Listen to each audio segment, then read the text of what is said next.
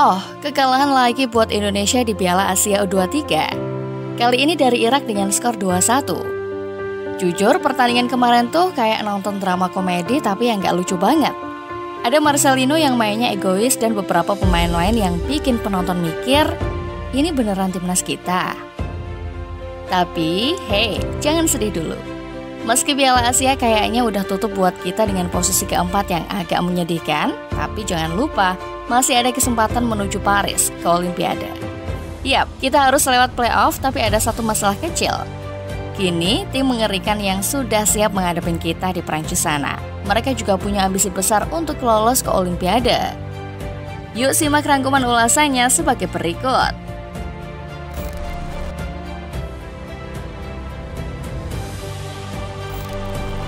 Sekedar memberi informasi yang belum tahu bahwa AFC dan CEF kasih jatah 3,5 tiket buat yang mau ke Paris. Jadi 3 tim bisa langsung meluncur ke sana sementara 1 tiket masih diperebutkan lewat playoff. Dan timnas Indonesia kebagian lewat jalur playoff setelah kalah perebutan juara ketiga di Piala Asia U23. Tadi malam ceritanya miris banget. Timnas Indonesia U23 harus rela nerima kekalahan 2-1 dari Irak di Piala Asia U23 2024. Ivar Jenner bikin kita bersorak dan berharap di menit 18 dengan gol ciamiknya. Tapi sialnya, Irak dengan kegigihan mereka balas 1 gol. Sundulan Said Tahsen bikin kita bergidik, dan gol terakhir di masa perpanjangan waktu dari Ali Jassim bikin kita nyerah. Namun, kita jangan lupa tetap mengapresiasi timnas Indonesia U23. Pasalnya, timnas Indonesia U23 mencatatkan prestasi gemilang di Piala Asia U23 2024 dengan meraih peringkat keempat. Catatan tersebut sangat luar biasa mengingat Indonesia merupakan debutan. Sejak digulirkan pada 2013 lalu, Garuda Muda tidak pernah tampil di Piala Asia U23. Baru pada edisi ini, timnas Indonesia U23 bisa tampil pada ajang tersebut. Istimewanya, Indonesia langsung berhasil menembus babak semifinal dengan mengalahkan lawan-lawan kuat seperti Australia, Yordania, hingga Korea Selatan. Namun, nggak nyangka aja sih, kekalahan pahit ini harus kita terima. Tapi nggak ada waktu untuk berdiam diri. Timnas Indonesia U23 harus menghadapi Gini di babak playoff.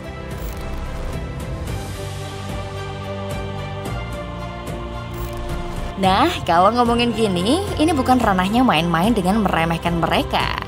Profil singkat tentang Gini mungkin terlihat seperti tim underdog, tapi jangan terkecoh oleh penampilan mereka yang mungkin masih mencari identitas.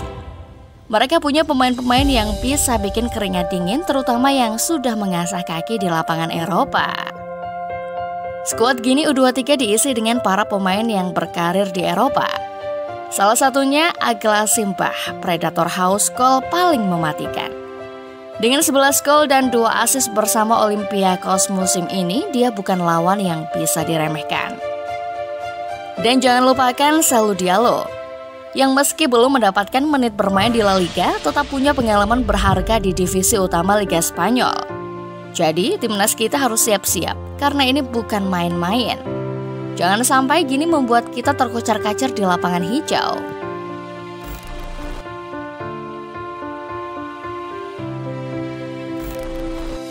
Oke yuk, kembali bahas pertandingan tadi malam dari segi para pemainnya.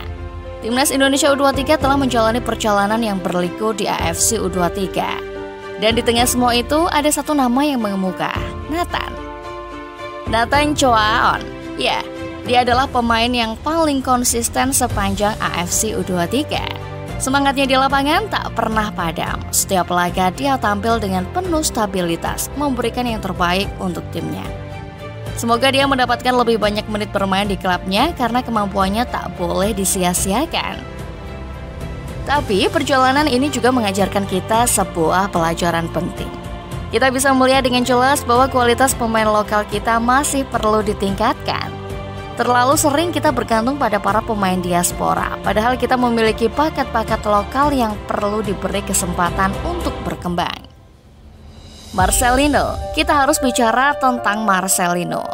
Tadi malam dia terlalu egois, terlalu ingin menunjukkan kebolehannya sendiri hingga terkesan ingin bersinar sendiri di atas lapangan. Rawan star syndrome sepertinya. Witan, apa yang terjadi padamu? Kok mainnya bingung banget? Passing salah mulu, ragu-ragu setiap langkahnya. Apakah ini karena tekanan atau kekurangan dalam komunikasi di lapangan? Arhan, di sisi kiri kamu harus introspeksi. Kamu diobrak-abrik oleh Irak sejak babak pertama. Telah turun, seringkali kalah dalam pertarungan. Apakah faktor cuma latihan lempar lembing jadi lupa latihan sepak bola?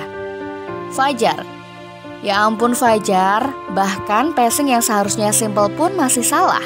Sungguh membuat kita terhenyak dan speechless.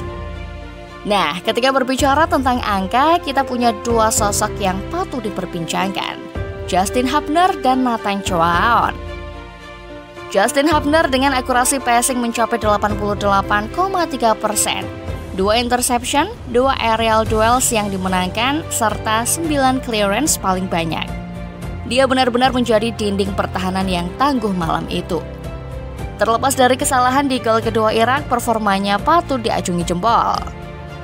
Sementara Nathan Choaon juga tak kalah impresif. Dengan akurasi passing 77,6%, 2 interception, 1 aerial duel yang dimenangkan, serta berbagai kontribusi lainnya. Terutama pontang-panting jadi kiper kedua nyelamatin gawang. Nathan telah menunjukkan kelasnya di lapangan. Good game Nathan, teruskan performa yang memukau.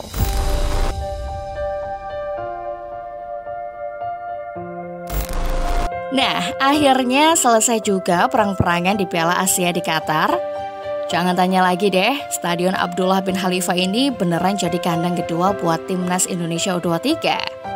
Udah tahu kan, kita main di sini kayaknya lebih sering daripada main di kandang sendiri.